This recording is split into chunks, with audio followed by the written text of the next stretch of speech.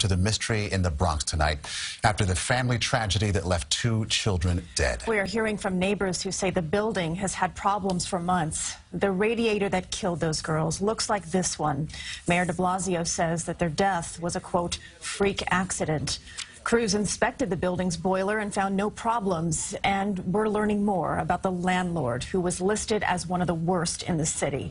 CBS 2's Ali Bauman begins our team coverage. She's live from the scene in Hunts Point. Ali. Well, Christine, residents here say the radiators in this building have been a problem for years, and they brought us inside to see theirs. Old and broken, they're just now being repaired in the hours following tragedy. Ramon Arias took us into his apartment, a few floors above the apartment where the little girls were burned by their radiator. It looks just like this. Arias showed us his own old and unpredictable unit. The stiff handles are hard to turn. He says for months his radiators have been leaking and releasing too much heat into a small bedroom that his family shares.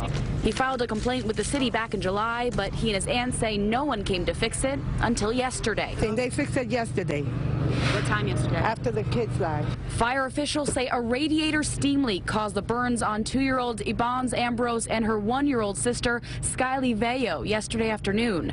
Neighbor Marisol Rodriguez watched as their parents tried to save the girls' lives. That's when I came out and I saw the father carrying both babies on each arm, and they were like raggedy dolls. The mother had the baby, the 1 year old on the floor. She was giving her CPR. The father was going crazy, and all we was doing was waiting for the ambulance to come. The family moved here from Maine about a year ago. Today, dozens of friends and strangers touched by their loss came hoping to provide comfort. So they were visitors to our coffee shop up the street, and when I heard about the tragic series of events, I just wanted to let them know that people cared about them. Just to take 5 minutes from my lunchtime to come over here, just to let her know, and the father and the family, that people care. You can see a vigil growing outside here tonight as people are gathering this evening to pray. Now, friends did tell me that the parents moved their daughters to New York about a year ago to give them a better life. We're live in the Hunts Point section of the Bronx. Ali Bauman, CBS 2 News. Okay, Ali, as you heard Mayor de Blasio